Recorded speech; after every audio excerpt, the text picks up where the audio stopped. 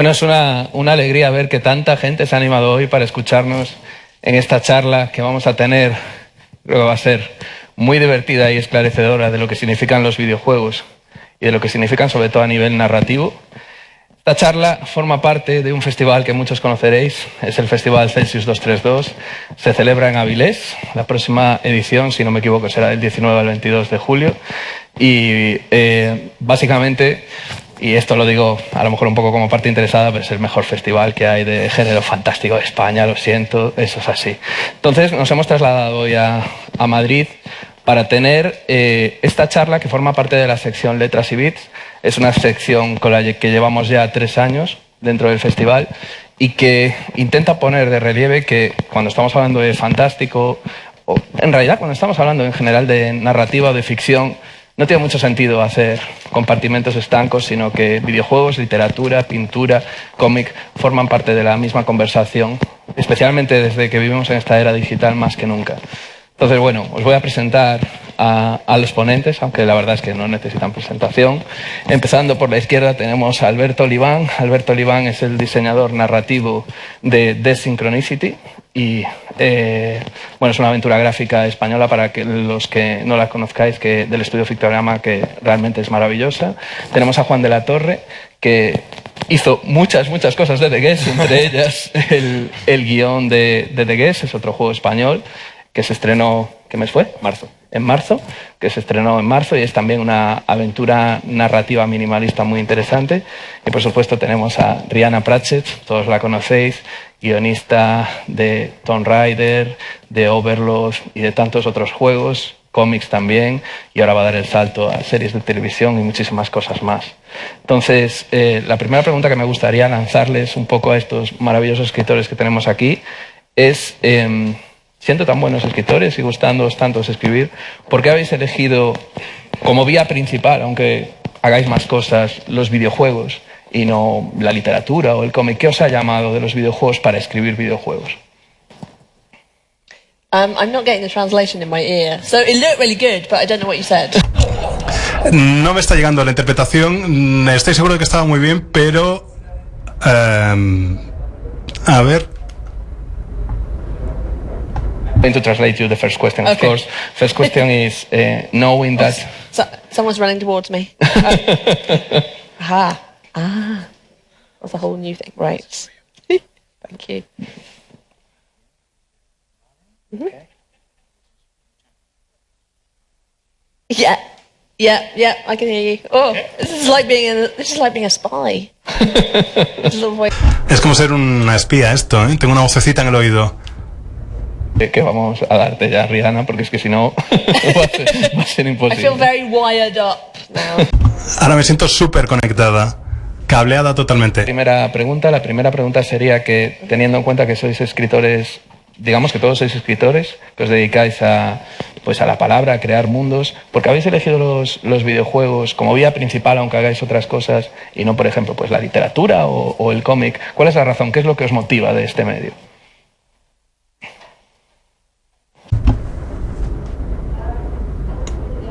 Pues la verdad es que siempre he sido jugadora. He jugado desde que tenía unos 6 años más o menos. Y han sido una parte muy importante de mi vida desde que era niña. Desde luego es emocionante participar en un medio tan joven, tan vibrante, en crecimiento constante. Lo comparo un poco con la televisión, en cierta forma, en sus inicios. Y es una época un poco tumultuosa, ¿eh? Estamos pasando una fase que sería como la adolescencia desde el punto de vista narrativo. Y es emocionante formar parte de esa adolescencia porque, bueno, al igual que decía James Balloon, uno de mis amigos que también es guionista de videojuegos, decía que era como explorar territorios desconocidos. Parece que te estés aventurando, tratando de entender un poco cuál es la mejor forma de hacer las cosas y tratar un poco como de crear las normas al tiempo que las vas inventando o que las vas descubriendo. Es la mejor forma de trabajar para mí. Para un gamer, para una jugadora como yo, es emocionante formar parte de esto. Como has dicho, también me he dedicado a escribir guiones de cómics, de televisión, pero los videojuegos han sido siempre mi primer amor. Y me encanta formar parte de las experiencias como jugadores de nuevos públicos. Es todo un reto. En mi caso, la verdad, sin engañar a nadie, yo con todo esto de escribir un videojuego me lo encontré un poco de cara. Yo no pretendía escribir ningún videojuego y cuando empezamos a trabajar en él, ¿no? Cuando nos encontramos con este proyecto, alguien tenía que escribirlo. Siempre he sido una persona bastante curiosa con el tema del arte, pintura, escritura y tal. Escribía cosas en mi libreta, pero cosas sin importancia, ¿no? Y dije, bueno, pues voy a intentar poner, ¿no?, todas estas cosas que me gustan en la vida, todas estas cosas que significan algo para mí dentro de un videojuego, ¿no? Y salió medio bien la cosa, pero vamos, ya digo que nunca tuve una motivación especial a la hora de escribir, ¿no? Hasta que tuve que escribir, que entonces me encontré súper motivado, ¿no? Pero yo iba a hacer videojuegos más quizá por el diseño, por la parte artística, ¿no?, de modelado 3D y todo esto. Y ya digo, me lo encontré de cara. Éramos 4 personas, no teníamos recursos, ¿no?, para que alguien escribiera un juego por nosotros y tal, y dije, bueno, pues qué demonios, vamos a hacerlo. Y bueno, no salió tan mal. Yo coincido un poco con Rihanna y con lo que has comentado tú al principio, partiendo de la idea de que lo importante es contar historias. No importa el medio, sino lo importante, lo bien hechas que estén o lo bien que lleguen al espectador o al sujeto o al jugador. A mí lo que me parece fascinante de este medio, y es lo que realmente me ha enganchado, es esa situación de arte nuevo. Es decir, que ya tiene una historia, que ya tiene un bagaje, pero uno tiene la sensación de que todavía quedan muchas cosas por inventar en los videojuegos, mucho terreno que explorar, ¿no? Muchas fronteras que expandir. Y eso es una de las cosas que más te enganchan en esto, ¿no? Es sentirte parte de estar construyendo dentro de tu pequeño terreno, ¿no? Y aportando tu pequeño granito de arena, estar construyendo un poquito, aportando un poquito el nacimiento de este lenguaje, ¿no? Es realmente lo que me engancha a mí de los videojuegos. Aparte de que he sido jugador desde pequeñito, empecé con los 8 bits, pasé a los 16 y vino toda la historia después, ¿no? Pero es eso, esa imagen de algo que se está construyendo y tú, desde tu pequeña esfera, puedes contribuir a ello, ¿no? Me parece fascinante. Bueno, mi segunda pregunta para todos vosotros, teniendo en cuenta que evidentemente habrá gente dentro del público que sepa cómo se escribe un videojuego, pero habrá mucha que no, y todos conocemos más o menos bien las herramientas con las que se escribe una novela, los procesadores de textos, o las herramientas con las que se escribe un guión de cine, pero no se conocen también las herramientas con las que se escribe un videojuego, y además estas cambian según el videojuego del que estemos hablando. Así que me gustaría que los 3 escogierais uno de los videojuegos en los que habéis trabajado y expliquéis un poco cómo son esas herramientas que usáis y para qué se usa cada una, ¿no?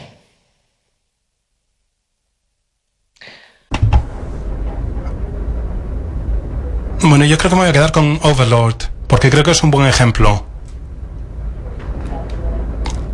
En cuanto a práctica de trabajo, por así decirlo, y un juego de tamaño medio.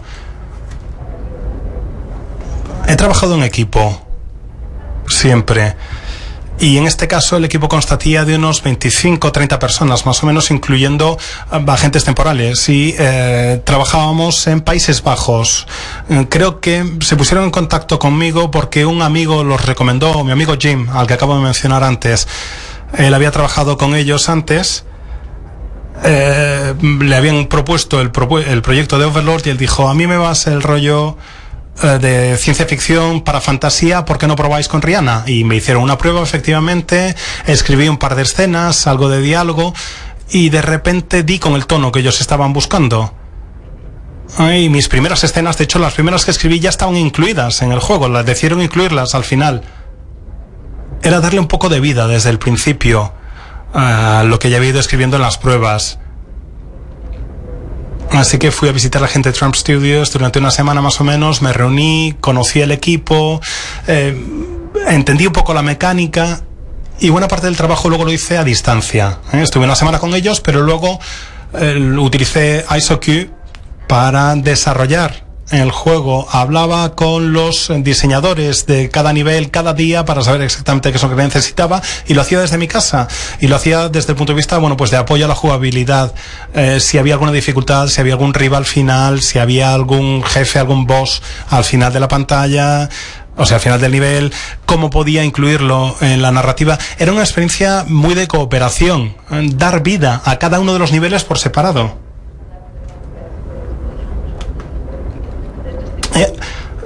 Simplemente lo que querían era que yo participara y que diera vida. Como digo, es una experiencia muy colaborativa, muy de equipo, y para mí supuso que cuando tenían mi guión y se lo pasaban al director creativo, el guión se transformaba y pasaba a un nivel distinto. Era importante entender cómo es la gente que luego va a sudar sangre para adaptar tu historia, para lograr que tu relato funcione.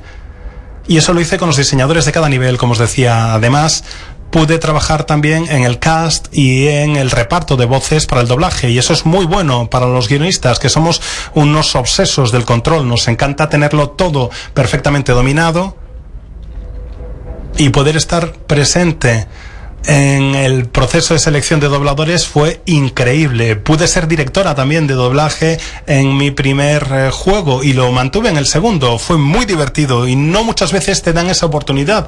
Los juegos están muy bien para jugar, pero a veces no es tan divertido desarrollarlos. En este caso, en Overlord sí que había ese sentido del humor desde el principio, desde la fase del desarrollo. Me divertí escribiendo el guión y creo que ese humor permeó todo el proceso, en el sonido, en la música, en las imágenes, en la jugabilidad, en la mecánica de juego. Estaba presente ese sentido del humor. Creo que es lo que hizo que funcionara bien y que logró que se cohesionara mucho el equipo, y eso ayuda siempre al relato. Bueno, la verdad que en nuestro caso para The Guest fue todo bastante más cutre.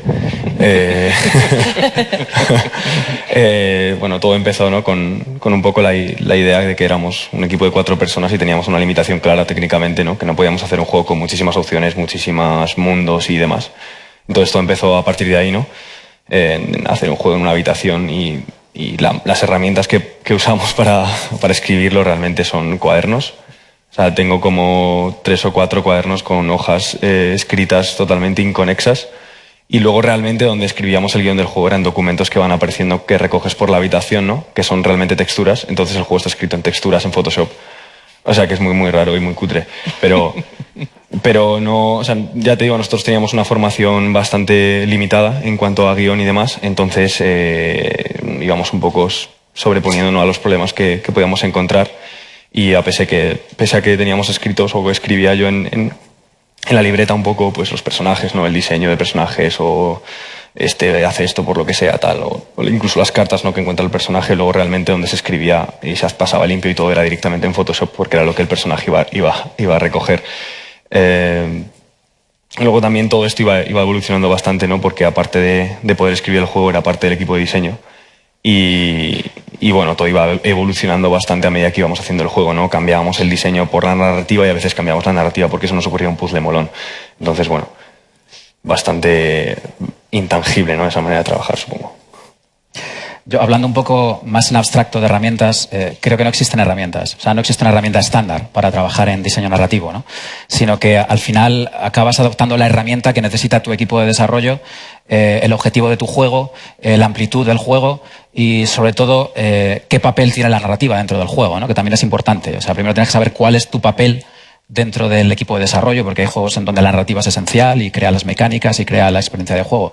Por lo tanto, tu papel es más importante, eres un engranaje muy importante de la máquina. En otros la narrativa es más secundaria, es más pues un aderezo para las mecánicas, entonces tu papel va a ser siempre más pequeño, ¿no? Entonces, antes de nada, creo que es importante tener eso claro, ¿no?, antes de ponerte a trabajar. Y después tener muchísima coordinación y mucha comunicación con el resto del equipo. Porque en este sentido la narrativa no va sola. Siempre va adherida a algo, ¿no?, va adherida a unas mecánicas, va adherida a una experiencia de juego, y en ese sentido el trabajo tiene que ser un trabajo colectivo. Si habitualmente el trabajo creativo es un trabajo colectivo, siempre, cuente lo que nos cuenten los mitos, siempre estás trabajando con alguien, siempre es un trabajo colectivo. Creo que el videojuego en ese sentido lo es más aún, ¿no? Hace falta una conexión total entre todo el equipo de desarrollo precisamente para que el diseño narrativo tenga sentido, el arte tenga sentido, las mecánicas tengan sentido y la máquina, que al final tú eres un engranaje dentro de una máquina, la máquina funciona perfectamente. En ese sentido yo creo que trabajar como diseñador narrativo es un baño de humildad, ¿no? Porque tienes esta idea de que, bueno, el creador, el genio, la musa, y al final no. Al final eres parte de un todo y tienen que ser todos los engranajes lo que funcionen bien, ¿no?, para que el juego ande. Bueno, pues mi siguiente pregunta sería que explicáis un concepto que está hoy en día bastante de moda, y esto es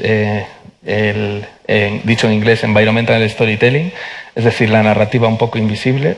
todo lo que le contamos al jugador que no se cuenta directamente a través de diálogos o incluso muchas veces a través de palabras. Y un poco que pongáis el valor, y esto es algo de lo que Rihanna ha hablado en charlas en el GDC y de lo que muchos periodistas han hablado, que el papel del escritor va mucho más allá de la simple escritura de escenas o de diálogos en un videojuego. Y me gustaría que explicarais un poco cómo funciona esto, porque creo que es uno de los puntos más interesantes que estamos viendo últimamente y que ayuda a contar la narración de los videojuegos de una manera mucho más conectada con cómo son los videojuegos, con la interacción, ¿no?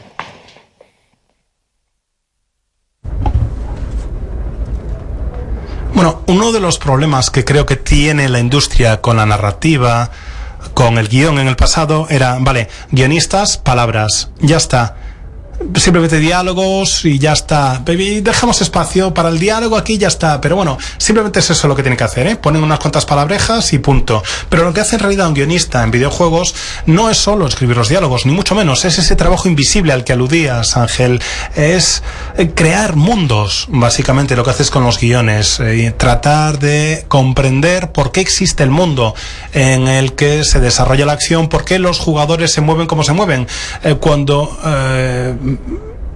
a mí me contrataron para alguno de los juegos en los que he trabajado, no había narrativa de ningún tipo, simplemente en Overlord había simplemente pues niveles y ya está. Las ciudades tenían la pinta que le apetecía al diseñador sin que hubiera un motivo real para ello.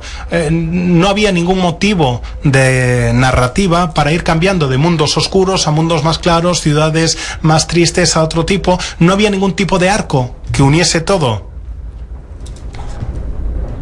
Simplemente habían hecho lo que sería en cine trabajo de preproducción. Habían hecho muchos diseños y ya está. Y tenían a Faith por ahí corriendo y decían, ¿cómo mola? Pero no sabían quién era Faith como personaje, no sabían por qué utilizaba las herramientas que utilizaba, y yo tuve que crear rápidamente la respuesta a todas estas preguntas. ¿Por qué la ciudad tiene la pinta que tiene? ¿Por qué Faith se mueve como se mueve? ¿Por qué hace lo que hace? ¿Qué influencia tienen sus acciones en la narrativa, en la mecánica de juego? ¿Cómo esa mecánica de juego que no he diseñado yo afecta a la historia que estoy creando? ¿Qué papel tiene el jugador en el control de las acciones? Tú pierdes el control como guionista de videojuego de lo que hacen los personajes. Los personajes en realidad están en manos del jugador. Tú tienes parte de la historia, pero tienes que resolver ese problema. Y ahí tienes un ejemplo de cómo lo tienen que pensar los guionistas, tienen que pensar en lo que hacen ellos y en la creación del mundo que luego van a ceder al jugador, y cómo la mecánica de juego también influye en todo eso. Lo ideal es que formes parte por eso del proceso desde el principio, pero no siempre puedes, y lo que tienes que plantearte es esa pregunta del por qué, cómo conseguir que el jugador se preocupe por el personaje, por el mundo en que se desarrolla la acción. Lo que es muy importante para la narrativa es que los jugadores entiendan lo que está ocurriendo. Es como crear el cuerpo de un iceberg, ¿vale? Tú ves solo la parte que está sobre el agua cuando estás navegando, pero tienes que pensar en todo lo que va por debajo. Todas esas partes del iceberg que no se ven, que están bajo el agua. Pues la relación entre personajes serían parte de esa parte sumergida del iceberg, ese trabajo invencible, ese desarrollo del mundo. Es todo lo que consigue que la punta del iceberg se mantenga a flote y funcione. En cuanto a lo del environmental storytelling, esta narración mediante el entorno, por así decirlo, bueno, es un trabajo colosal. Tienes que empezar a explorar los rincones del mundo. No basta con que te lances a ciegas. Tienes que conocer absolutamente todo el entorno que te rodea. Y eso te da un potencial de desarrollo increíble. BioShock creo que fue el primer juego que hizo que la industria le prestara atención a este tipo de narrativa de entorno, environmental storytelling. Creo que BioShock realmente utilizó todas las posibilidades que ofrecía en aquel momento este tipo de narrativa. Utilizaban las máquinas en el juego, los escenarios, cómo se colocaban los cuerpos, los pequeños detalles, pequeñas cuestiones narrativas, cartas, de todo. La posición de cada una de ellas influía en la experiencia del jugador, permitía que el jugador participase del mundo, si así les parecía, que tuvieran la sensación de que lo controlaban, de que era un mundo real. Y eso luego se ha visto en otros juegos. donde se han utilizado las opciones de este tipo de narrativa del entorno, el environmental storytelling. A mí me interesa sobre todo eso, de todas formas, en tanto que jugadora, no en tanto que desarrolladora, porque supone un trabajo enorme, pero desde luego tengo un respeto enorme, siento un respeto enorme por la gente de la franquicia de BioShock, porque es el mejor ejemplo. Si quieres estudiar cómo funciona este tipo de narrativa y compararlo con juegos de acción, BioShock es el mejor ejemplo posible. Mucho más, pero pero bueno, realmente puedo contar mi experiencia, ¿no? Que yo me quedé enganchadísimo, ¿no?, de este concepto cuando jugué a On Home, por ejemplo. Me quedé enganchadísimo y desde luego ha sido una de las referencias claves a la hora de desarrollar regués, y he tenido la suerte de ser el único artista, equipo de diseño y escritor, ¿no?, en regués, perdón, iba a decir On Home. Y entonces para mí era súper fácil, entre comillas, no poder crear un entorno acorde a lo que estaba escribiendo yo mismo, ¿no?, porque yo era el que estaba dibujando los muebles o diseñando el baño o diseñando los puzzles con mis compañeros, ¿no? Entonces, en ese sentido, para nosotros ha sido muy fácil. Y luego me gustaría poner un ejemplo que, bueno, siempre lo pongo, ¿no?, pero creo que esto del environment storytelling es tan poderoso que, por ejemplo, en juegos como Titan Souls, que prácticamente no tienen texto, ¿no?, crean un lore y te hacen como pensar, ¿no?, sobre qué está pasando en este mundo sin ni siquiera soltar ninguna palabra. Y poco más puedo añadir, quería dejar eso para que hubiera reflexión, pero... Sí, pues es difícil añadir más aún a lo que hemos visto aquí. Nada, hacer hincapié en eso que ha comentado Rihanna, que ha comentado compañero. Probablemente la narrativa ambiental es el mejor ejemplo de que no hace falta parar el juego para contarte cosas. Creo que es uno de los mayores pecados que cometemos todos los que de alguna forma nos dedicamos a esto, ¿no? Sí, es verdad que es discutible lo que voy a decir, pero esta es mi opinión. Si estoy jugando un juego, quiero jugar. No quiero que me quiten el mando y no me dejen jugar. O sea, si lo que define a los videojuegos es la interacción y es lo que lo diferencia de otros medios, tienes que justificarme muy bien el hecho de que no me dejes jugar, ¿no? Tiene que ser algo, una información vital o muy relevante para que me quites el mando y me la des y luego me lo devuelvas. En ese sentido, la narración ambiental funciona de forma genial, porque tú sigues jugando mientras recibes la información. Es decir, es un proceso fluido, ¿no? La narración la recibes mientras sigue avanzando el gameplay, ¿no? En ese sentido, yo creo que es un auténtico tesoro para el desarrollo de videojuegos, y es algo que tenemos que cuidar y que tenemos que hacer crecer entre todos, ¿no? Bueno, pues digamos, ahondando un poco en lo que viene en los videojuegos y en las nuevas tendencias que vamos a poder vivir jugando, me gustaría preguntaros, ya que un escritor trabaja siempre con palabras, se vean o no se vean, pero un escritor trabaja con palabras, si hay que ampliar el vocabulario de los videojuegos. Porque el verbo que hemos repetido una y otra vez cuando pulsamos los botones es matar, casi siempre. O pegar, o ejercer violencia frente a otros. Y desde hace, pues más o menos 8 años, hemos visto una revolución cultural, porque no se puede llamar de otra manera, en la que se ha ido ampliando ese número de verbos. Entonces me gustaría que hicieras un ejercicio de esperanza en el futuro, de verbos que os gustarían que formaran parte de la interacción de los videojuegos, y qué papel creéis que pueden jugar los escritores en potenciar que se vaya por esos verbos y no se vaya por los violentos, ¿no?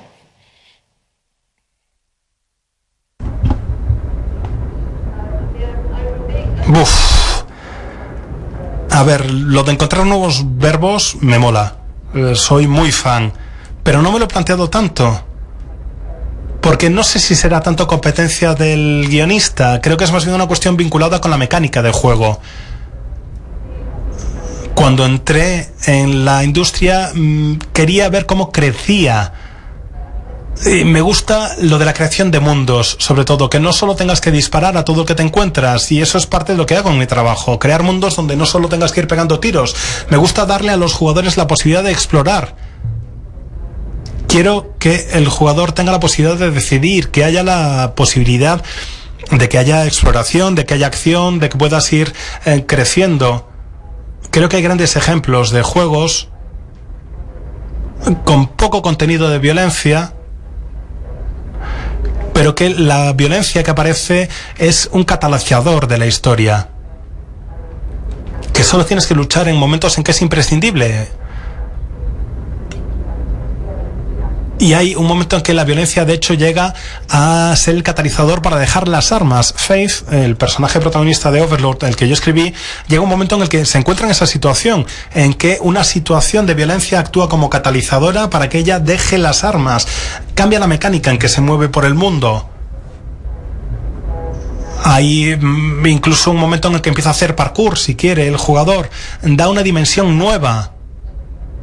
Y creo que eso genera el mismo sentimiento de emoción. Esas acciones físicas como el parkour, por ejemplo, generan el mismo tipo de sensación en el cerebro del jugador que las escenas de acción, de pelea.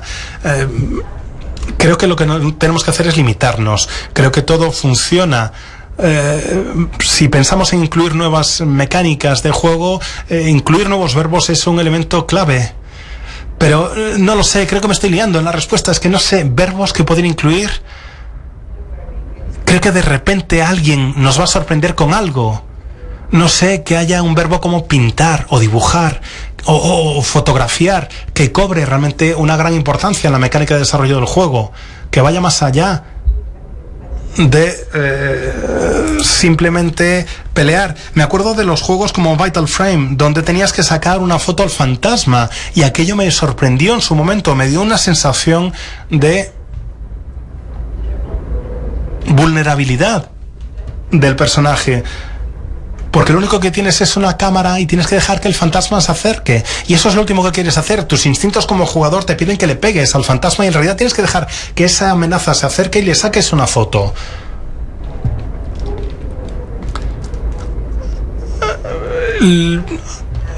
No sé, hay juegos como aquellos en los que formas parte de una junta de un país comunista y de repente la burocracia se convierte en algo interesante y es divertido. Eso para mí fue increíble. Crear cosas que surgen por lo general de la comunidad indie de videojuegos, el uso de la mecánica del juego para crear cosas diferentes. Hemos mecanizado en la industria mainstream el matar. Bueno, necesitamos desencadenar otro tipo de mecanismos o crear otro tipo de mecanismos para desarrollar la historia. Tanto matar acaba por generar ansiedad incluso.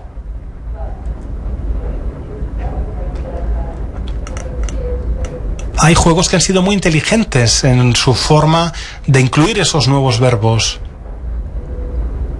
en crear nuevos mundos y en desarrollar la narrativa del juego. Y creo que es la comunidad indie, gente como Alberto, como Juan, que van a salvarnos con esas nuevas mecánicas. A los salvadores le doy la palabra ahora.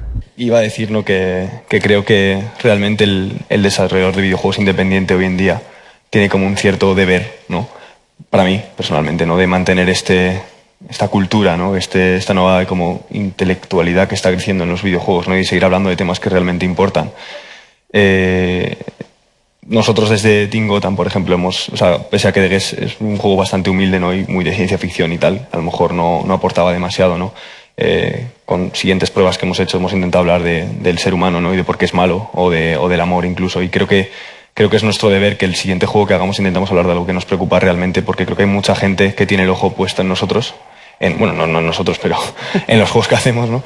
Y creo que es importante, ¿no?, que intentemos mandar mensajes que realmente nos preocupan, ¿no?, intentar hablar de cosas que son realmente tangibles o realmente importantes, porque creo que se está haciendo y creo que es precioso lo que se está haciendo, ¿no?, desde 2008 que decías tú, desde hace 8 años, ¿no?, juegos hablando pues del cáncer, ¿no?, del amor, de la depresión, de las parejas homosexuales, y creo que hay mucha gente que está empapándose de eso, ¿no?, y que realmente incluso podemos llegar a cambiar conciencias quizá negativas o como queráis llamarlo, hacia algo como más bueno, más sostenible, ¿no?, para todo el mundo. Entonces repito que creo que es el deber, ¿no?, del desarrollador hacer cosas que importan, ¿no?, como el videojuego como arte, ¿no?, algo que importe, algo que sea un mensaje social, ¿no?, que intente mejorar el mundo en el que vivimos. Luego, por supuesto, que hay cabida para juegos que sean simplemente, pues yo que sé, a mí me encanta el FIFA, por ejemplo, y nunca voy a pedir que el FIFA me haga pensar en el amor o alguna cosa así, ¿no? O sea, creo que también hay un público que a lo mejor no se interesa en esas cosas, es perfectamente válido. Pero repito desde aquí que bueno, creo que se está haciendo, creo que es increíble y creo que se tiene que seguir haciendo y tenemos la obligación de seguir haciéndolo. Bueno, pero yo sé que estáis trabajando en un juego que va precisamente sobre el amor, así que aprovecha y dinos 4 o 5 cosas sobre él, ¿no? Bueno, trata sobre el amor intentando aprender sobre el amor porque yo no tengo ni idea de amor. He fallado tantas veces que intento aprender a través de hacer el videojuego, no intentar mandar un mensaje, ¿no?, de introspección en este sentido. Pues poco más que añadir, si es que al final tengo que ratificar lo que dicen los compañeros. Porque... Vamos a tener que empezar por ti, Alberto. Cambiamos un poquito el flujo. Nada, pues, totalmente de acuerdo en que en cierta forma existe un contrato no firmado, no escrito con cualquier persona, no digo cualquier desarrollador o cualquier persona que se dedique a algo creativo, sino cualquier persona un poco preocupada por el mundo en el que vive, ¿no? Tiene un poco la obligación de hacer ese mundo un poquito mejor. Tampoco estamos hablando de hacer grandes sacrificios. O sea, quiero decir, nadie va a exponer su carrera profesional o va a exponer su vida o va a jugársela por meter determinados temas en un videojuego. Pero sí es verdad que son pequeños detalles, son pequeños verbos que vamos metiendo, son pequeñas aportaciones que hacen que esa cosa vaya sumando, se vaya haciendo cada vez más grande, ¿no? Sí es cierto que el videojuego es una industria y que una industria pues lo que quiere es ganar dinero, eso es obvio. Si no hay dinero no hay videojuegos, por lo tanto hay que tener eso en la cabeza, pero también es verdad, insisto, que no estamos hablando de hacer una revolución en la que te juegas la vida, sino simplemente cada uno desde su pequeño ámbito aportar lo que pueda para que las cosas vayan cambiando a mejor, a ser posible, ¿no? Bueno, pues mi siguiente pregunta, me quedarán unas 2 antes de dejar que los cientos que tenéis ahí surjan como una avalancha y nos inunden, es sobre, está relacionada con esta revolución cultural y es sobre diversidad. Me gustaría que, y vamos a empezar por Alberto, que si no, siempre llegamos al final a ti. Me gustaría que habláis un poco de diversidad. Bueno, en Rihanna tenemos el ejemplo clarísimo porque ella tuvo que afrontar un trance difícil, tuvo que hacer a Lara Croft más mujer y no tanto un icono masculino relacionado con la sexualidad, ¿no? Y todos sabemos lo que ha estado pasando estos años entre 2 bandos muy claros del videojuego, un bando que quiere que esto cambie, que es consciente de que cada vez la base demográfica de los videojuegos es más amplia, que mujeres y hombres juegan igual, o incluso que las mujeres juegan más. Leímos titulares en The Guardian sobre esto el año pasado. Y otro bando que se resiste a ello con todas sus fuerzas, se llama Gamergate. En España no se sabe tanto a nivel general sobre ellos, pero investigar que se las traen. Entonces me gustaría que hablarais un poco de qué papel tienen que jugar los artistas en concreto, los escritores de videojuegos dentro de esto, y qué aporta que esta diversidad de puntos de vista a la industria, al medio, para crecer, ¿no?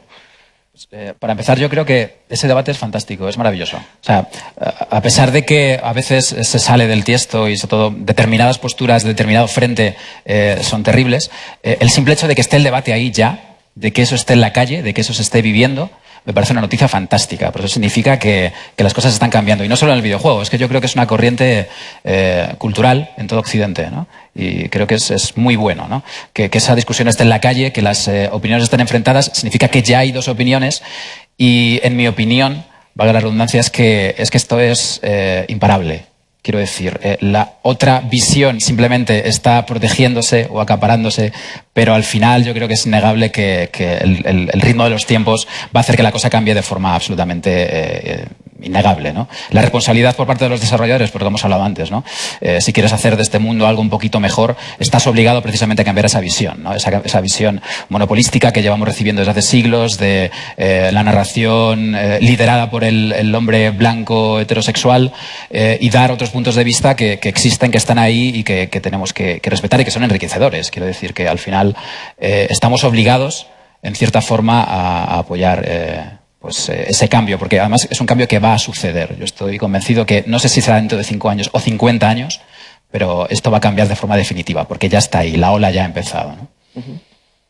Bueno, pues yo, como decía Alberto, ¿no? Creo que, repitiendo un poco lo que decía en la pregunta anterior, tenemos esa obligación, ¿no? Creo que el videojuego independiente ha sido el culpable o el causante, ¿no? De meter todo este debate en los videojuegos, ¿no? Creo que el desarrollador independiente a lo mejor es una persona quizá que, no sé, tiene ciertos valores morales o algo así que, bueno, lo ha hecho más transgresor, ¿no? Desde que empezaron a hacer los videojuegos independientes, a cambiar los temas de los que hablábamos, a hacer juegos diferentes, y creo que sigue siendo el papel de él mismo, ¿no? El de intentar que esta diversidad sea palpable. Creo que aún queda mucho y creo que la industria del videojuego es muy, ¿cómo decirlo?, inmadura y muy joven aún, me incluyo.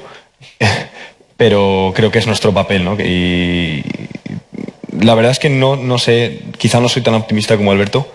Veo que es un problema muy grande y que no es solo de los videojuegos. Creo que es un problema más a nivel mundial. Es algo que tiene que cambiar desde muy arriba, desde los dirigentes de los países hasta nosotros mismos, ¿no? Que simplemente hacemos juegos. Y bueno, como decía, no soy tan optimista, pero creo que si seguimos haciendo la labor que llevamos haciendo desde que empezó toda esta revolución, por así decirlo, ¿no? Del videojuego independiente y de la integración de las diferentes partes de la sociedad en el videojuego independiente, de eliminar el racismo del videojuego, o incluir más a la mujer o en la homosexualidad, pues vamos por el buen camino, desde luego, pero Habrá que ver. Habrá que ver. Solo hay que meterse en cualquier, yo qué sé, Twitch o algo de esto, ¿no? Y ver los chats y ver la pena que dan, ¿no? Y ver cómo la gente, ¿no? Aún puede llegar a pensar así, ¿no? Con todo lo que... Tenemos que tener esa conciencia, ¿no? De mundo, de globalización, de que somos una comunidad, de que... Pero bueno, ya como digo, no es cuestión de los videojuegos. Creo que el videojuego no es el culpable y que va mucho más allá de eso. Rihanna, please. Sorry.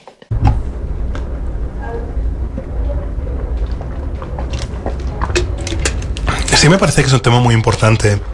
Y creo que durante mucho tiempo hemos establecido como sinónimo mujer y diversidad. Y yo creo que diversidad es un concepto mucho más amplio que eso. No es solo a la mujer. Se trata de representar la diferencia, orientaciones sexuales distintas, edades distintas, orígenes étnicos distintos, diversidad temática. Como decíais, creo que es algo que necesitamos desesperadamente. Necesitamos nuevos temas, necesitamos tener algo que decir, cosas que contar. Empezamos a ver eso, empezamos a ver cómo permea un poco determinado tipo de historias, como The Last of Us, como Backshop Infinite. Pero ¿cuánto tiempo tendremos que esperar para que eso llegue no solo a los juegos independientes o alguna gran superproducción, sino para que esté presente en todo? Simplemente poder utilizarlo. A veces esa diversidad se usa con metáforas como los aliens. Bueno, ¿por qué no utilizar otras cosas? Vivimos una época de grandes series de televisión como Jessica Jones, como Luke Cage, como Orange is the New Black. Bueno, eso ha sido importante. Ha sido un desarrollo. Tenemos Mafia 3 ahora con un protagonista negro. Tenemos más juegos con protagonistas de origen negro. ¿Por qué no tener más?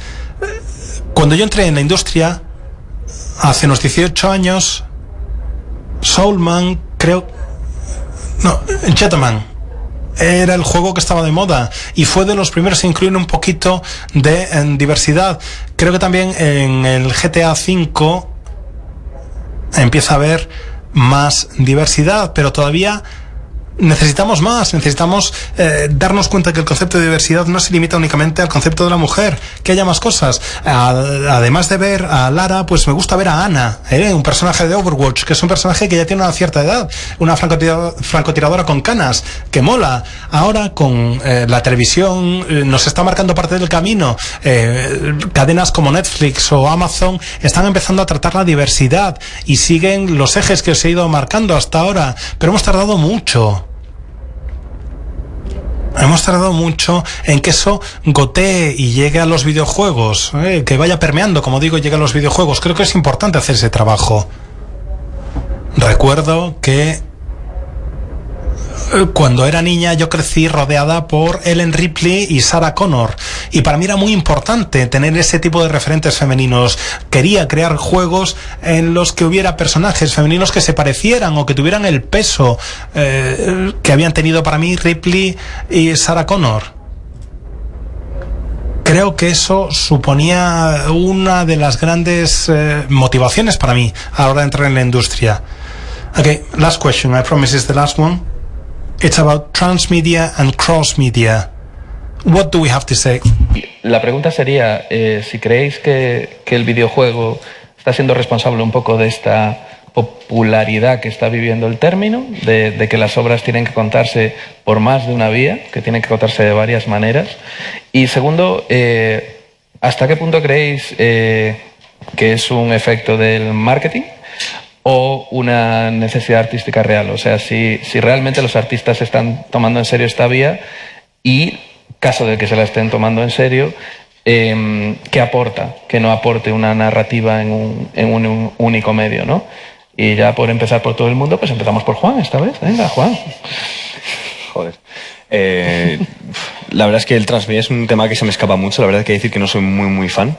Conozco pocos casos y los casos que conozco son como muy metidos con embudo. Tenemos que hacerlo virtual, tenemos que hacerlo digital, tenemos que hacerlo online, tenemos que hacer un juego de esto. Y realmente el medio no lo está pidiendo. Son novelas que a lo mejor tienen esto un código QR, que si le das al código QR pues te saca una web y haces un puzzle en la web y... Bueno, no sé, fue una presentación que dimos el otro día aquí en el 01. Y la verdad son cosas que a mí no... Quizá porque soy muy... ¿cómo se dice? No sé. No, simplemente no soy muy fan de ello y creo que se usa más lo que decías al principio, ¿no? Como herramienta de marketing, preguntabas. Yo creo que sí. No he visto todavía un elemento transmedia que me haga querer comprarlo, querer jugarlo, querer leerlo por el hecho de ser transmedia.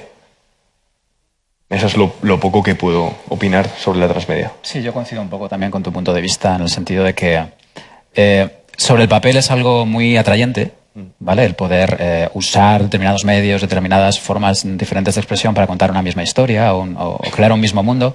Pero sí es verdad que hay que ser, primero, muy hábil, ser muy bueno a la hora de manejar todos esos lenguajes.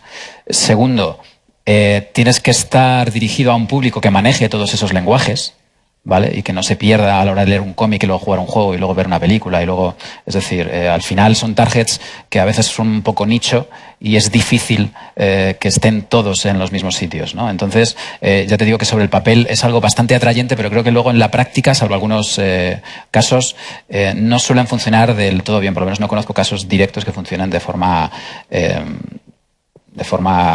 óptima, en mi opinión. Sí es verdad que no es nada nuevo. Yo creo que esto no lo ha traído el videojuego. Yo creo que el transmedia existe casi desde el principio de que empezamos a comunicarnos, ¿no?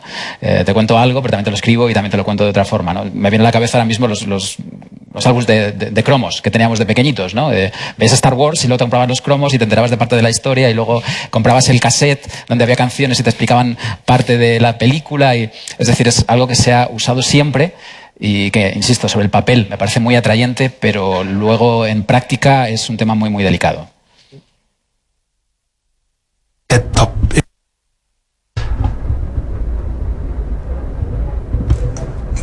Hombre, yo estoy de acuerdo que en transmedia todavía no he visto nada que me atraiga tanto. Creo que muchas veces se difumina la frontera. Para mí transmedia es contar historias en distintos medios al mismo tiempo, y crossmedia es en el mismo mundo pero en momentos distintos. Creo que son esos los conceptos, ¿no? Transmedia es misma historia al mismo tiempo, crossmedia es historia en el mismo mundo en momentos distintos y con lenguajes distintas.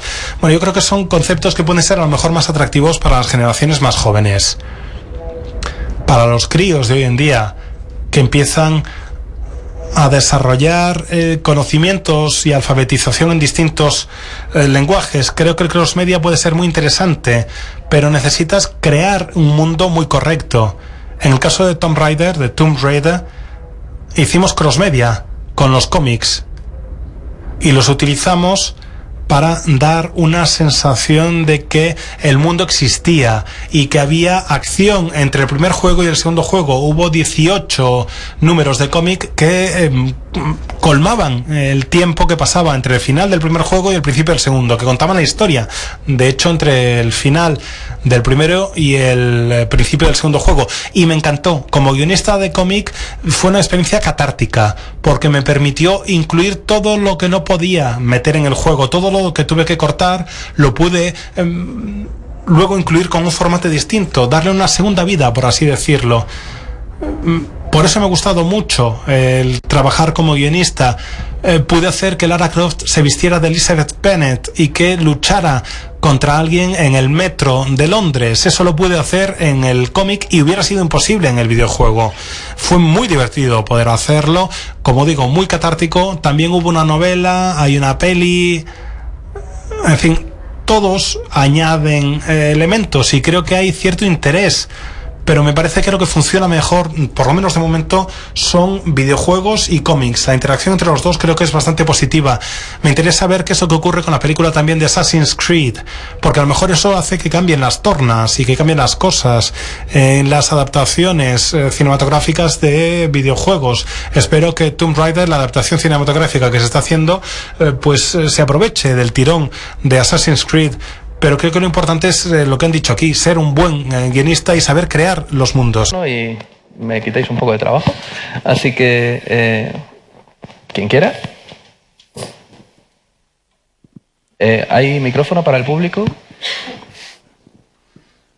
Bueno, pues sí. ¿Aquí? Ah, había otra ya allí antes. Vale, perfecto. Nos la guardamos. Yo por oportunista. Bueno, primeramente, esto era una pregunta para todos, y era ¿hasta qué punto creéis que el jugador, a la hora de realizar determinadas acciones o jugar al propio videojuego que se escribe, puede arruinar la necesidad de expresión que tiene la narrativa, como en el caso de Stancy Parable? No sé si me he enterado muy bien. ¿Puedes intentar decirlo de otra manera? Stable Parable, creo que se llama así, o es Stanley Parable. De Stanley Parable habla un poco acerca de cómo el jugador, a la hora de jugar un videojuego, puede llegar incluso a arruinar lo que un autor quiere expresar en la narrativa. Y tu pregunta es si digamos, si el jugador puede acabar siendo malvado y ponerse a, pues como se intenta en Dark Souls 3, a ver si se le ve el culo al personaje y esas cosas, y fastidiar todo lo que están contando, ¿no? ¿Cómo piensan que su narrativa está muy supeditada a manos de lo que es el videojugador en sí? Vale, pues si creéis eso, que si el jugador tenéis que tener en cuenta que puede hacer cosas que a lo mejor fastidian lo que vosotros queréis contar, ¿no? Yo creo que antes de nada hay que dejar claro que no es nuestra narrativa, es su narrativa. El jugador monta su historia. Entonces, si él decide que su historia va por ahí, es su historia la que está viviendo, ¿vale? En ese caso, bueno, pues él decide y él inicia la historia, la continúa y la acaba como él quiere. ¿Que no conviene dejar flecos sueltos precisamente para que pase eso? Pues probablemente también. Pero en todo caso, la responsabilidad de cómo se desarrolla la historia, en esos casos, es casi más del jugador que del propio desarrollador, ¿no? Porque el jugador es el que toma las decisiones, ¿no? Sí, bueno, en nuestro caso, por ejemplo, siempre teníamos el miedo, ¿no? Que en nuestro juego en The Guest la gente se pusiera a hacer un poco el canelo por la habitación y a, pues yo que sé, a un poco romper, ¿no? esa atmósfera que estábamos construyendo. Entonces, yo creo que siempre hay decisiones que puedes tomar para que eso no pase. Por ejemplo, la gente nos pedía en las ferias que el tío saltara en la cama. Simplemente porque les gusta, entonces nosotros decidimos no hacerlo porque eran cosas que nos ayudaban a no romperlo, pero aún así siempre puedes y no hay manera de pararlo. Es lo que dice un poco Alberto, ¿no? Que cada uno juegue y cuente un poco y se monte su película y vea la narrativa que él quiere ver. Nosotros damos el vehículo para que eso funcione, para que te cuente una historia, pero si luego tú, como decías tú en el Dark Souls, le quieres ver un poco el culete a uno, pues... ¿Por qué no? Cada uno juega un poco a su rollo. Yo creo que nosotros o los desarrolladores en sí no tenemos que preocupar, ¿no? Que de repente salgan jugabilidades emergentes, ¿no? Y que la gente se divierta, aunque el mensaje de Dark Souls no sea ver del culo a otra persona.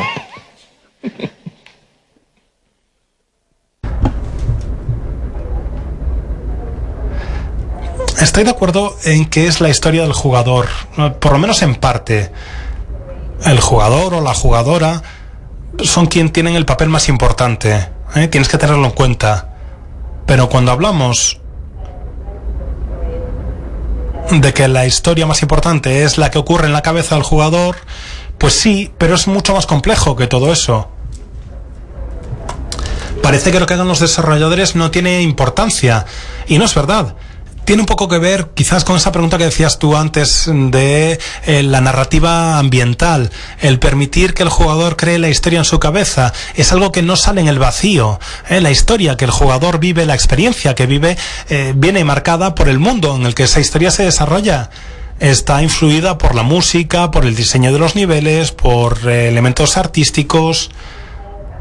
E incluso si los jugadores son los que ensamblan las piezas, por así decirlo, las piezas las crean los desarrolladores, los crean la gente que crea el juego, y a lo mejor un jugador hace que dos piezas encajen de una forma que a ti nunca se te había ocurrido. Pero bueno, puede ser divertido también el tratar de ponerte en la cabeza del jugador y ver cómo va a romper el juego, tratar de anticiparte a él.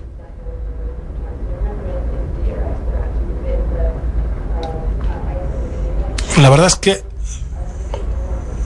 hubo un momento en que jugando a veces me aburría y yo quería ahogarme, y hay juegos que no me dejan. Y de repente volví a aparecer en la costa. Yo me lanzaba al mar y aparecía en la costa otra vez y decía, ¿pero por qué? Yo soy jugadora. Me encanta jugar, y creo que como guionista de videojuegos tienes que jugar a videojuegos, tienes que entender la historia que estás contando desde la perspectiva del jugador o de la jugadora. No me gustan los desarrolladores que no juegan, me parece una estupidez, me parece una chorrada. ¿Cómo vas a hacer eso? Es como decir que eres guionista y no lees, que eres director de cine y no ves películas. Para mí es perderle el respeto al medio que estás utilizando, y creo que si desarrollas videojuegos tienes que jugarlos. Preguntar sobre cuestiones de realidad virtual. Quería preguntaros hasta qué punto pensáis que la narración va a verse alterada gracias a la realidad virtual, qué nuevas técnicas van a aparecer con respecto a las que hay ahora en juegos de realidad virtual, y si pensáis, como sería mi segunda pregunta, que realmente los juegos tal y como ahora los conocemos, ya sean AAA o ya sean indies, van a tender un poco a desaparecer, o digamos a tener que transformarse en juegos de realidad virtual, por el hecho de que los que tenemos gafas, es tal el espectáculo que nos proporciona de la intensidad de las sensaciones, que ya rechazamos absolutamente jugar en una pantalla de 2 dimensiones, como está pasando, por ejemplo, últimamente con las PlayStation VR, etcétera. Gracias. Yo la verdad es que con el tema de la realidad virtual soy bastante optimista. Yo soy de esos preadolescentes que vivieron el fracaso de la realidad virtual de los 90. Entonces siempre he tenido esa espinita ahí clavada, ¿no? Entonces yo deseo con todas mis fuerzas que todo este rollo de las PlayStation y de las Oculus y tal salga adelante y realmente se llegue a imponer como un gadget más para aplicar a los videojuegos. En ese sentido, lo que aporta la realidad virtual es un grado de inmersión total. O sea, quiero decir, el realismo se dispara. El realismo, es decir, tú estás allí, ya se rompe ese espejo, ese cristal que es la pantalla, y tú estás dentro de la narración, ¿no? Eso va a hacer que, desde el punto de vista narrativo, desde el punto de vista de los videojuegos, en general, todo vaya a cambiar, ¿vale? Porque digamos que el papel del jugador, por mucho que él sea el vehículo de la narración, que sea el vehículo de la historia, ya no está fuera de ella. Ya forma parte de ella, incluso físicamente, ¿no?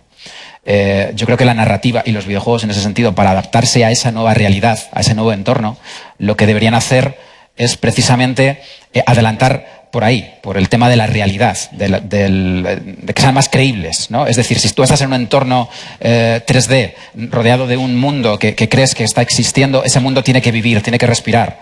Los personajes con los que te relaciones tienen que ser realmente personajes, tienen que ser realmente inteligentes, porque ya no vale que sean señales de tráfico, ¿vale? Tú ya estás ahí. Tienen que respirar como tú. Ya no vale que yo te cuente una historia lineal y tú la tengas que seguir. Tú ya estás dentro del mundo. La historia tiene que ir girando y cambiando según te vas relacionando con ese mundo en el que estás inmerso.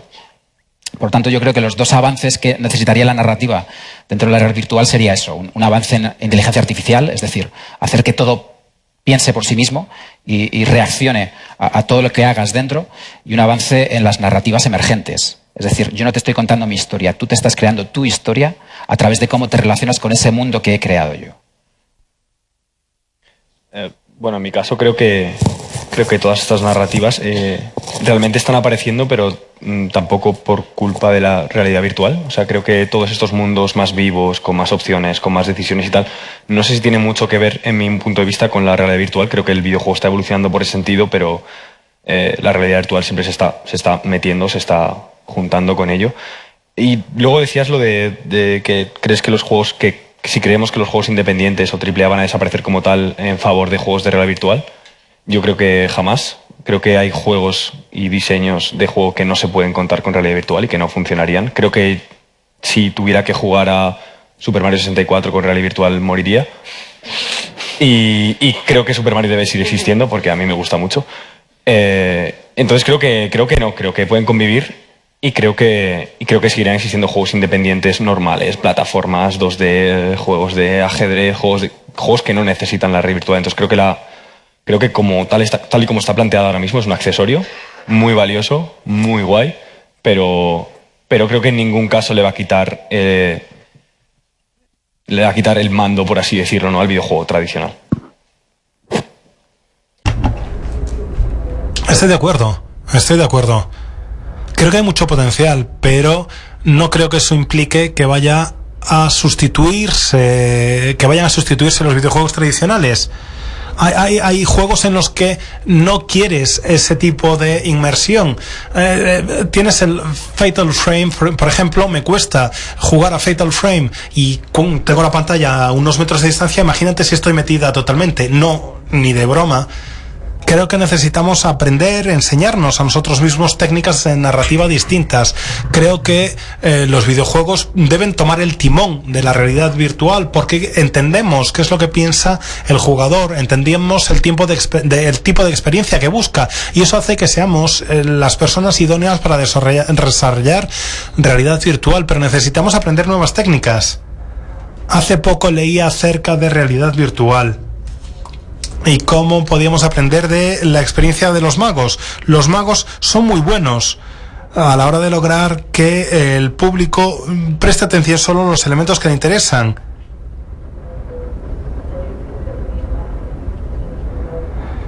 Y bueno, hay muchas posibilidades emocionantes en la realidad virtual. Creo que eso es lo que hará que sea muy popular en el futuro, pero no creo que sea el único camino. Cuando hablamos de la inmersión está muy bien, pero queremos experiencias distintas. La inmersión está muy bien, puede ser muy positiva, pero no puede ser lo único. Quizás queramos algo distinto, que haya ese tipo de separación entre el juego y tú, porque si no será todo como Ready Player One, y no estoy seguro de que esa sea la mejor opción. Prácticos, creo que hay alguien por ahí que tiene un micrófono, pero me gustaría que la gente que está aquí y la gente que está aquí, que nos solemos olvidar de ella, pues tuvieran la oportunidad de, en las 3 preguntas que quedan, hacer alguna de ellas. Entonces, si podemos empezar por ellos y luego hacemos la última pregunta que esté por allí, si pudiera ser, para que tengan la oportunidad de hacer la pregunta. Pues venga. Eres uno de los que estaban atrás, venga.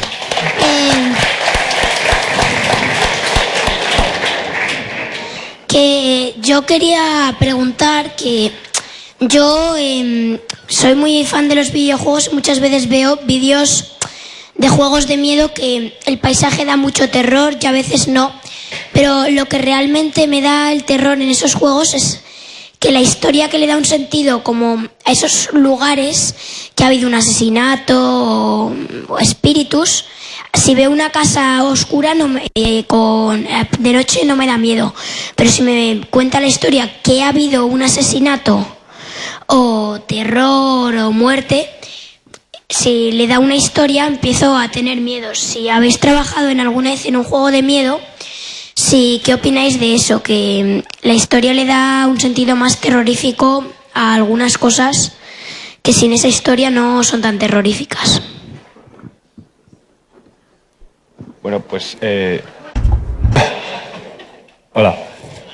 Yo no he hecho ningún juego de miedo, pero casi. Es un juego bastante suspense y tal, y tienes totalmente razón. O sea, yo creo que una habitación sin una historia detrás no es ninguna habitación, no puede ser una habitación tenebrosa, ¿no? Creo que al darle esa historia es donde empieza a cambiar toda la parte del diseño, toda la parte artística, y se le empieza a dar sentido. Entonces, cuando empieza a cobrar vida y a cobrar ese terror, ¿no?, que tanto te asusta.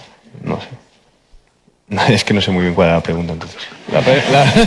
La pregunta es si las sensaciones de terror tienen más sentido o más intensidad cuando tienen una historia detrás que cuando son sustos y más, ¿no? Claro. O sea, yo creo que al final es más tangible una historia de miedo en el que lo que está detrás de esa habitación o de esa casa que te da miedo tiene un sentido, ¿no? Y está escrito y puedes un poco palparlo, ¿no? Y decir, joder, aquí había un asesinato y había un asesinato por esto y en esta habitación pasó esto y aquí es donde, yo qué sé, descuartizaba, yo qué sé.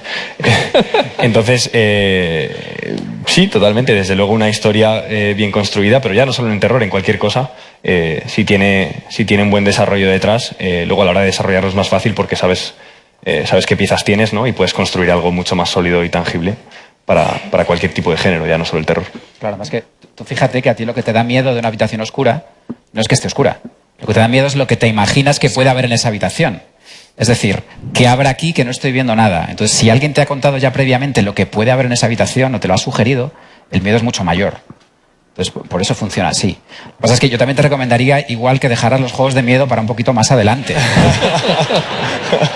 Para dentro de unos años. Digo, porque si lo pasas mal, al final, pues igual deberías esperar un poco. Es que lo que me gusta del terror es esa sensación de qué va a pasar, me va a pasar. Por ejemplo, yo veo muchos youtubers que juegan a juegos que no dan tanto miedo, pero luego cuentan su teoría sobre la historia de ese juego, porque hay juegos que no tienen guión y no dejan muy clara la historia. Entonces, a pesar de que sea un juego así normal, te da miedo. Yo he visto juegos que, por ejemplo, son como muy la, pero luego tiene una historia que hace que sea como por ejemplo, hay uno de que vas a una casa y te encuentras imágenes. Si logras averiguar la historia, da el triple de miedo. Seguir. Bueno, si con lo joven que eres ya piensas en esta cosa, le vas a quitar el trabajo, ¿eh? Ya te lo digo. Y a mí también. O sea, te entrevistarás a ti mismo porque... Rihanna, please. I think... Yo creo que sí, que hay que asustar a los niños, que está bien que se asusten, que es bueno. ¿Por qué no? Creo que todos recordamos lo que nos daba miedo de niños, desde los Daleks en Doctor Who hasta lo que sea. Una historia de terror es un gran catalizador para saber cuáles son los monstruos en el mundo y para comprender que te puedes enfrentar a los monstruos. Y esa es una de las grandes lecciones que tienes que aprender en la niñez, que sí, que hay monstruos, pero que te puedes enfrentar a ellos. Y buena parte de lo que tú decías en la pregunta tiene que ver con lo que hemos ido comentando en la charla. Un videojuego tiene que ver con imágenes, pero esas imágenes tienen que sustentarse en una historia. Yo he visto películas de terror que dan miedo por la historia que hay detrás. Aunque no me hayan asustado las imágenes, me ha asustado el contexto. Gente que mire a una esquina, pues me da miedo. Alguien que está mirando al rincón, que es un gesto que parece muy habitual, pues es algo que me da miedo por el proyecto de la Bruja de Blair, por la película del proyecto de la Bruja de Blair. Es un ejemplo, por ejemplo, de narración ambiental. Las películas de terror coreanas utilizan el color y una imaginería para crear terror. Son imágenes que no son terroríficas por sí, pero combinadas con la historia, pues hacen que nuestra imaginación se estimulan nuestro subconsciente y hacen que sea un tipo de terror muy novedoso. No utilizar solo efectos de sonido, que es lo que se ve habitualmente en las películas de terror. No sé, la película de la profecía, por ejemplo, el uso del sonido y de las imágenes para crear terror. Oyes parte de la sintonía de la banda sonora de la profecía y te provoca una reacción de terror. Parece que es como que está activando algo en tu subconsciente, algo muy profundo y que te da miedo. Nicolás. Nicolás, ¿y el apellido? Gandaria Sáez. Pues recordar este nombre, ¿eh? Dentro de 10 años ya veréis. Bueno, ahora tiene la prioridad la bancada de atrás. Nicolás, tú te sentabas allí, ¿verdad? Sí, ¿quién? Vale, pues entonces tiene la prioridad... Gracias. Nada. Tiene la prioridad la bancada de allí de atrás, que no los vemos.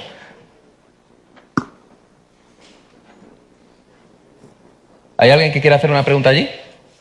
Allí. Bueno, pues venga. Si los de aquí son tímidos... Hola, buenas. Yo quería preguntaros acerca de dos temas de los que acabáis de hablar hace un momento. En concreto, la violencia como medio de expresión en los videojuegos en la industria y al mismo tiempo sobre la pregunta que ha hecho Nicolás, en la que el contexto da sentido a las situaciones que vivimos dentro de un videojuego. En concreto quería preguntar sobre material adulto, sobre violencia, sobre cosas explícitas, que ya estamos acostumbrados a ver en lo que es un poco la cultura mainstream. Hace poco estaba viendo imágenes de Dead Space y se me había olvidado la cantidad de desmembraciones y de material completamente gráfico que aparece en ese juego, pero al mismo tiempo son zombies y todo el contexto del juego está pensado de tal forma para que no te importe. Yo me preguntaba si alguno de vosotros se imagina de aquí a 5 años si podríamos ver a lo mejor en un videojuego AAA por algún casual, no lo sé, un pene. O mejor todavía, un pezón.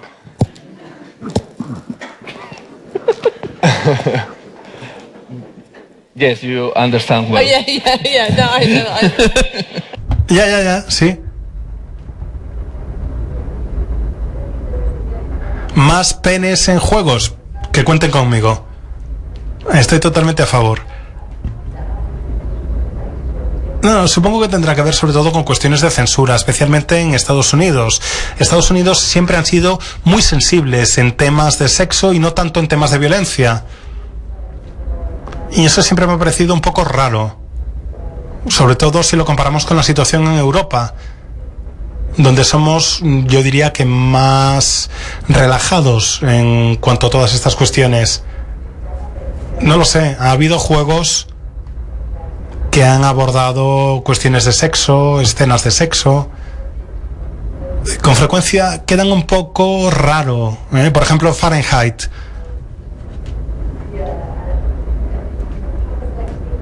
Una escena de sexo mientras estás muerto, una cosa un poco rara. Incómoda, diría. Pero bueno, supongo que Mass Effect han podido incluir en la saga de juegos escenas de sexo y que forman parte de la relación entre personajes. Y creo que lo han hecho bastante bien en Mass Effect. Se trata de ampliar la temática. Pasar de juegos violentos a otros temas.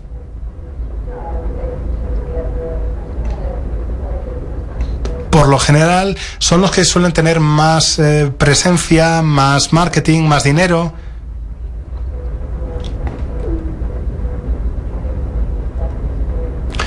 No sé, creo que lo importante sería explorar nuevas mecánicas de juego. Eso sería lo más interesante. Estoy seguro de que la realidad virtual va a ser increíble para este tipo de cuestiones, sobre todo para ver cosas de sexo. Y seguramente sea el mejor uso que se pueda hacer de la realidad virtual, este tipo de estimulación.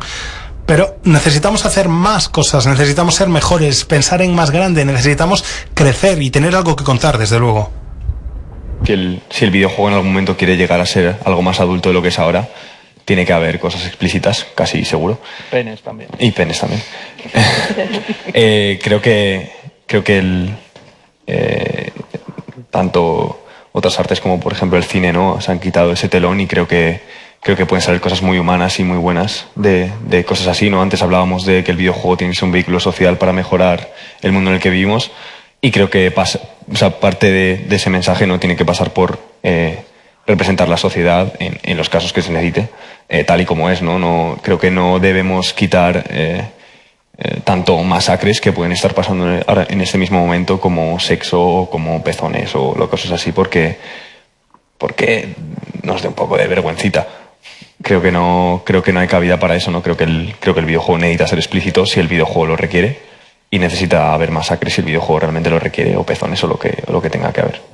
Dependiendo del mensaje, claro. O sea, no tampoco... Incluso nos puede ayudar, ¿no?, a la diversidad, porque los videojuegos y la realidad virtual especialmente nos ponen un punto de vista en el que todos podemos cambiar de cuerpo. Entonces, a lo mejor una persona que tiene 18 años aprende algo interesante sobre la vida, si de repente está en un juego, se desnuda y tiene 70.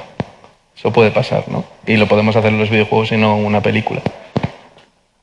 Sí, yo creo que un poco a modo de resumen, saldrán penes en los triples A cuando salgan penes en las películas blockbuster de Hollywood y cuando salgan penes en los programas de televisión de prime time, ¿no? Quiero decir que al final el videojuego forma parte de la cultura popular y yo creo que este no es un problema del videojuego, es un problema de la cultura popular en general, ¿no? Esa moral que hace que podamos ver a alguien desmembrado a las 10 de la noche en televisión, pero no ver un pezón o un pene, ¿no? Yo creo que es más de un cambio de chip de toda la sociedad que un cambio de chip de la industria del videojuego. Yo creo que va todo atado al final. Otro debate sería saber si realmente enseñar un pene aporta madurez o no al videojuego. Eso es otro debate diferente, ¿no? Pero vamos, que en ese sentido estoy seguro que el cambio tiene que ser global, no solamente de la industria del videojuego. O sea, que tenemos que llamar a Marvel y DC y decirle, hey, queremos ver la Batman. Hostias. Bueno, última pregunta. Dios. Creo que ya tengo, Levantaos y mataros, ya tengo el micro, aquí. así que me levanto si queréis. Aquí estoy, al oeste del plató este aquí. ¿Me puedo sentar o...? Sí, claro. Digo, por si acaso.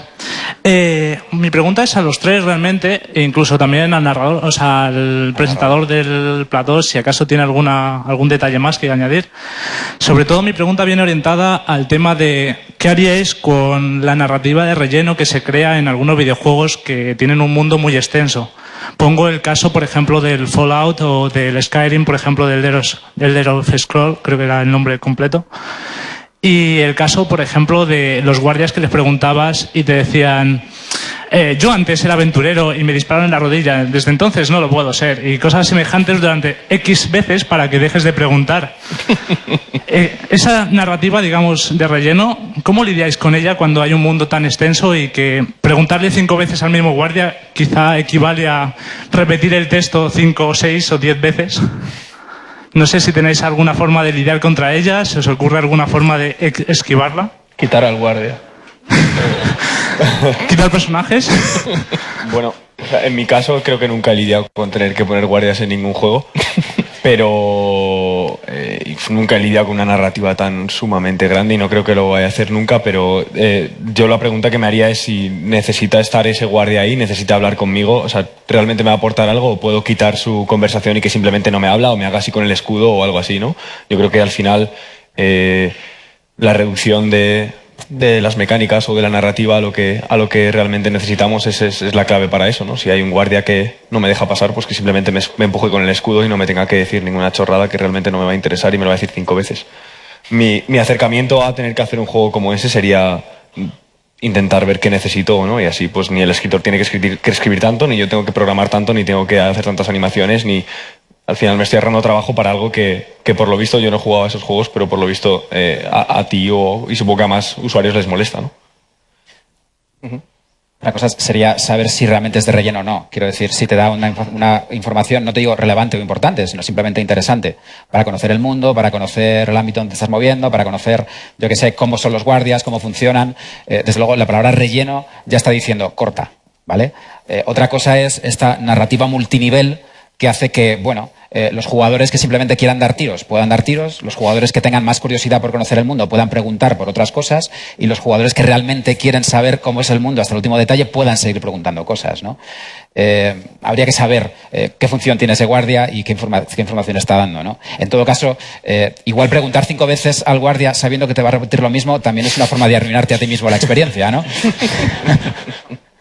Por esa misma es la razón del hecho de narrativa de relleno, debido a que ya está en bucle y ya no se puede preguntar nada más, es simplemente lo único que te va a decir es lo mismo. En ese caso, también es verdad que Fallout es un mundo tan inmenso que probablemente esos detalles escapen, pero bueno, yo creo que sería tan fácil como decirte el guardia, oye, ya he hablado contigo, no voy a decirte nada más. Ahora ya tienes la información, ahora déjame en paz. Sería una buena forma de... Fallout es tan brutal que probablemente esos detalles pues al final queden un poquito en el aire, ¿no? En Fallout aparece una frase mítica que es, ¿has visto mi gato? Realmente, un niño te dice siempre eso, siempre que le preguntes, da igual qué niño. Y muchas gracias, no sé si Rihanna quiere aportar algo.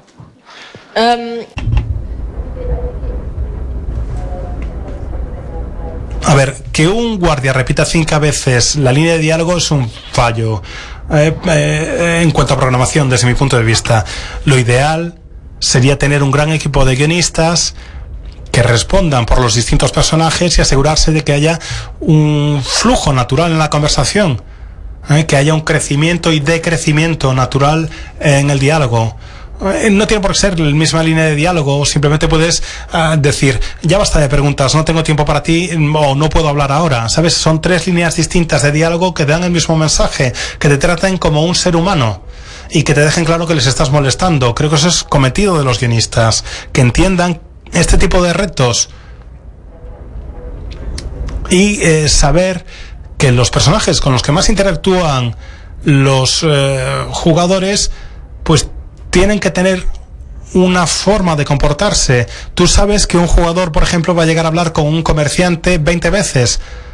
Bueno, ¿por qué no hacemos que el comerciante reaccione a cada uno de esos encuentros? ¿Por qué no responden a la evolución del personaje en el mundo? Porque si no, encontrarte un comerciante al que ves por 20ª vez que se presenta con la misma frase es pesado. No ayuda a que se desarrolle la historia.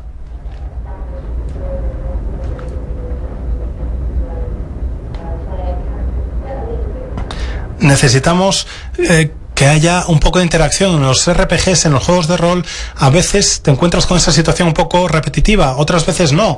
Creo que la solución es que haya más guionistas, que nos tomemos en general a los personajes más en serio y asegurarnos que no hacemos cosas tan aburridas, pues eso, como repetir una y otra vez la misma frase. No es tan difícil hacerlo, de verdad. Lo que pasa es que necesitas tener a alguien que sea capaz de pensar en la coordinación de personajes y tomárselos en serio. Esta chica que acaba de levantar la mano otra vez, si hablábamos de diversidad y no hemos tenido ninguna pregunta de una mujer, pues me parece que estaríamos haciendo mal las cosas, así que vamos a dar una pregunta más, por favor. Sí. Y va a ser la última. Hola. Te pregunto. ¿Qué? Tengo el micro aquí. Hola. No, pero vamos a coger eso. Lo tengo hace un rato y han pasado 2 delante. Ya, pero por temas de que no hemos tenido todavía la oportunidad de tener la pregunta de una chica, va a ser la última pregunta, la suya. Bueno, si no parece. me importa cederle la pregunta, estoy total... Si está esperando me da cosa. Ángel, ¿qué hagan las 2? Aquí en quórum. No, con 3 no. 2 preguntas más. Yeah. ¿Sí? I'm Venga, okay with 2 questions. Sorry. pues dos preguntas, vale. Si quieres, puedes empezar. This is Diego saying he's okay with 2 questions. Perfecto. Venga, pues las 2 preguntas. Quien quiera de los 2 que empiece. Vale. Pues bueno, mi pregunta, aparte de ser de Tomb Raider, es delicada, así que pido disculpas si Rihanna no puede contestar. Pero hace tiempo, sobre el reboot, no sobre Rise of the Tomb Raider. Hace tiempo leí, y no sé si leí o me dijeron, porque ya como ha pasado tiempo y esta información no es oficial, pues no sabes en qué queda, ¿no? Que en el guión, en el momento en el que atrapan a Lara, los malos, digamos que la retienen y hay una escena en la que se dice que la agresión que se sufre es mayor, hasta el punto de que podía haber sido agredida sexualmente, pero que esa escena o esa parte de la historia se censuró y se dejó como algo más tranquilo. Entonces yo quería preguntarle a Rihanna si eso es verdad o no es tan exagerado.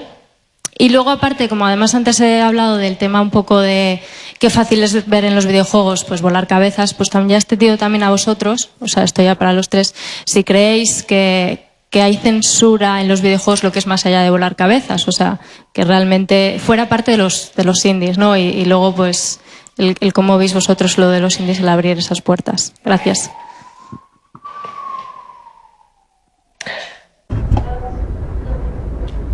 No hubo ningún tipo de censura en Tomb Raider.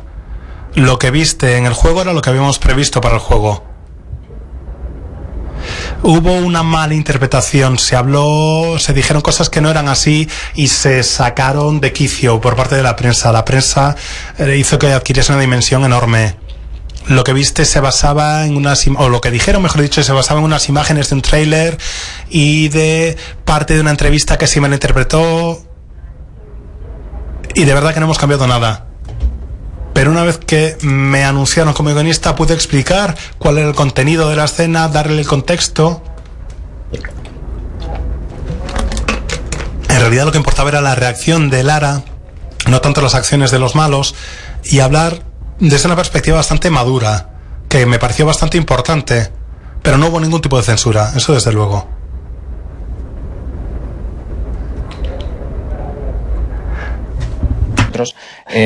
Sobre si existe censura, yo no puedo hablar de los juegos AAA, supongo que la habrá en la industria. En cuanto a los independientes, digamos, los que estamos un poco más abajo, existe censura, pero más que censura existe autocensura. Sí es verdad que es un monstruo con el que tienes que lidiar desde el principio. Nosotros en Dead Synchronicity tratamos algunos temas delicados, complejos, el abuso sexual, el proxenetismo, el abuso de autoridad. Y te puedo garantizar que los primeros jueces fuimos nosotros. Incluso hubo temas que nos dio miedo tratar y que estuvimos a punto de quitar en el último momento. Al final estamos orgullosos de que se quedaron y creemos que se han entendido. Pero precisamente porque tenemos ese chip, ¿no? Son temas muy sensibles, son temas que igual todavía no se puede retratar en un videojuego, son temas que igual la gente no entiende o te puede malinterpretar. Y insisto, en este nivel, el nivel bajo, eres más tú tu propio juez que la gente que está a tu alrededor, ¿no? Y hay que hacer un pequeño acto de valentía, pequeño, tampoco hay que ser un héroe, ¿no? Pero sí que tienes que afrontar tus propios miedos, ¿no? Tu propio monstruo, de decir, bueno, es la historia que quiero contar, la quiero contar de esta forma, y si la gente lo entiende bien, si no, pues habrá que explicarlo, ¿no? De otra forma. Bueno, desde mi experiencia te puedo decir que la censura existe bastante, pero depende del país en el que estés. Por ejemplo, en nuestro caso, The Guest estuvo a punto de no salir en Australia porque el personaje consumía unos tranquilizantes, porque es una persona muy nerviosa, ¿no? Entonces estuvimos a punto de no salir en Australia, el publisher luchó con uñas y dientes y al final pudimos sacarlo. Pero sí, definitivamente no es solo cabezas volando y masacres, sino también pues otros temas, como decía Alberto, ¿no? Que son quizá, bueno, son diferentes, ¿no?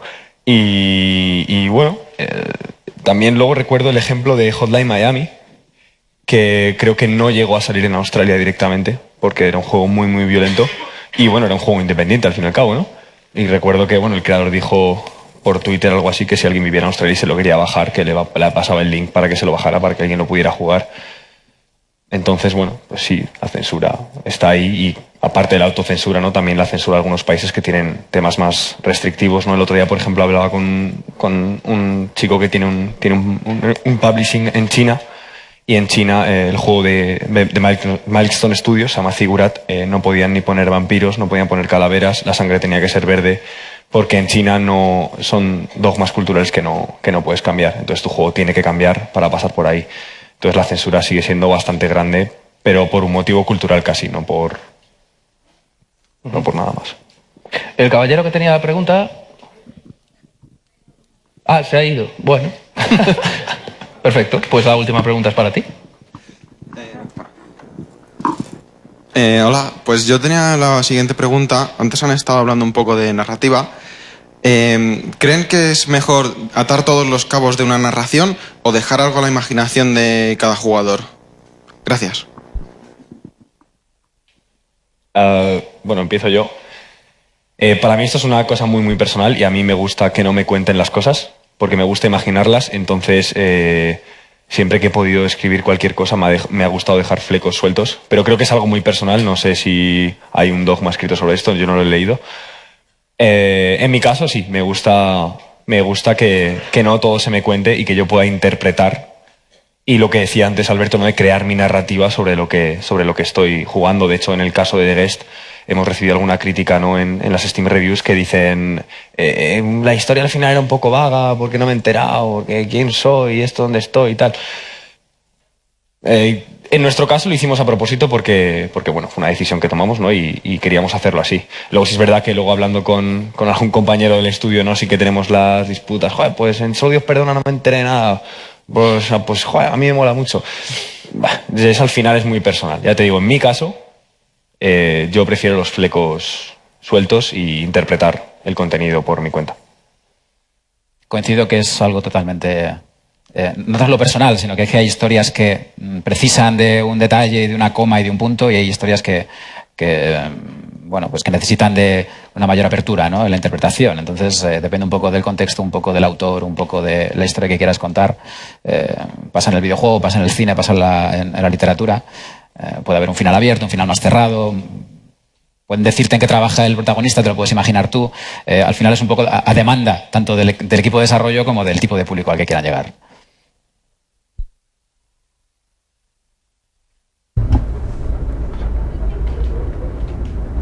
Yo creo que también depende un poco de por qué tienes esos cabos sueltos.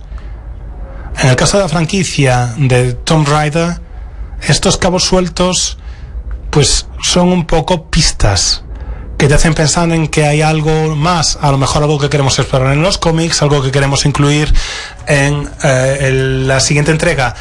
Son básicamente cabos sueltos de los que conocemos la respuesta, pero el jugador no. Algo que vamos a resolver en la siguiente entrega del videojuego, un cómic. A mí eso me parece bien. Son esos cabos sueltos que permiten que los desarrolladores o los cineastas sigan adelante con la historia. Te demuestran que han pensado perfectamente todos los elementos. Un cabo suelto que sea porque es un inútil, porque no se preocupa el creador, eso me molesta más. Para mí hay un momento en el que cambia la situación, hay un punto de inflexión. Yo quiero saber la historia, quiero saber lo suficiente, no todos los detalles, pero si yo tengo que poner todos los detalles es que estoy haciendo el trabajo del diseñador en realidad, y eso me molesta. Tiene que haber un equilibrio, tiene que haber un punto de encuentro, por así decirlo. Creo que los cabos sueltos pueden pues ayudar al desarrollo de la mecánica de juego. Por ejemplo, en un juego que va por entregas, por episodios, pues está bien que haya un cabo suelto que se resuelve en la siguiente entrega, en el siguiente capítulo. En ese sentido, son una herramienta muy buena, son muy positivos y ayudan a generar una estructura para el juego. Creo que ha llegado el momento de que os dejéis las palmas en un gran aplauso para estos tres cracks.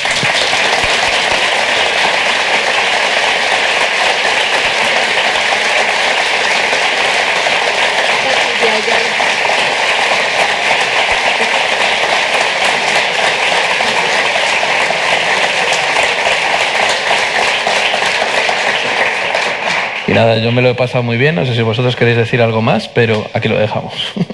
Pues gracias, muchas gracias.